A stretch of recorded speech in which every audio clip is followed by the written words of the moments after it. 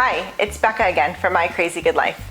Today I'm going to show you how to make pressure cooker bagels. You can also make these bagels without a pressure cooker, and I'll put directions for those on the blog. I grew up in New York State and I love bagels. Now that I'm an adult, I know that it's probably not very healthy to eat one every day.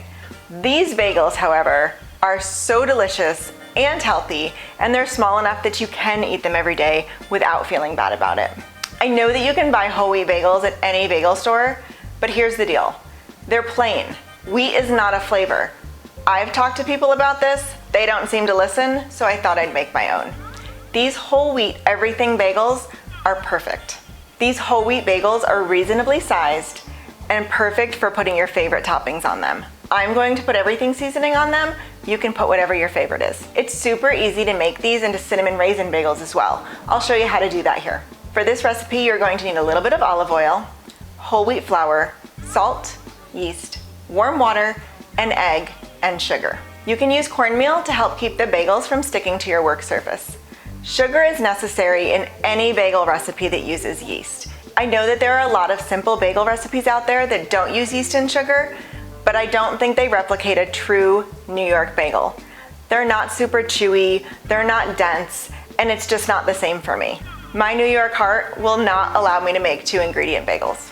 Mix your yeast with 1 tablespoon of sugar, 1 tablespoon of warm water, and set it to the side for a few minutes. Take your salt and flour and mix them together. After you notice the yeast start to bubble a little bit, that's when it's ready.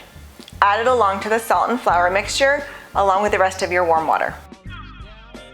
Place your dough on a floured surface and knead it a little bit with your hands. You don't need to knead it too much, just to make sure that it's not super sticky. If it's really sticky, feel free to add some extra flour in there. I'm using my Ninja Foodi for this recipe, but remember, I have directions on the blog for how to use other electric pressure cookers and how to use your oven and your stove for this. Add the olive oil or spray olive oil to the inner liner of your pot. Place your dough inside the pot. I like to flip mine so that the oil gets on both sides. Place a light towel on top of your dough to help it rise. Turn your Foodi to dehydrate. Allow the dough to rise for 30 minutes. While the dough is rising, I like to get my toppings ready. After 30 minutes, pull out your dough and place it on the counter. I like to use some cornmeal to keep the dough from sticking to the counter. Divide your dough up. Dividing into 6 bagels will make each bagel 208 calories. Dividing into 8 bagels will make each bagel 156 calories. And dividing into 10 will make each bagel 125 calories. Shape the bagels into circles by rolling out thin strips and securing them at the ends, or by making a round ball and poking a hole through the middle. Place them on a counter and put a thin towel over them. Allow them to rest one more time for 15 minutes or so. Now we'll start the water for boiling. Boiling the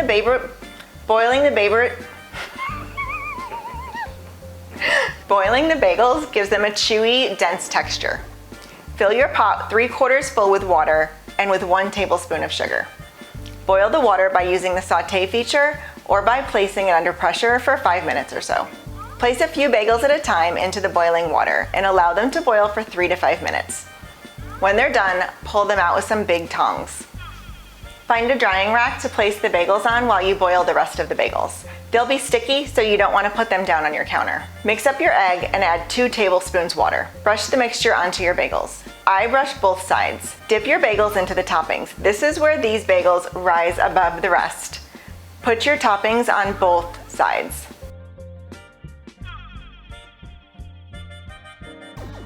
When your bagels are topped, use your rack and place 2 to 3 bagels at a time in the pot. Bake at 350 degrees for 10 to 15 minutes, flipping halfway through. Keep checking to make sure they don't brown too much. Let your bagels cool for a bit before you eat them. You're going to want to freeze these for freshness as they have no preservatives in them.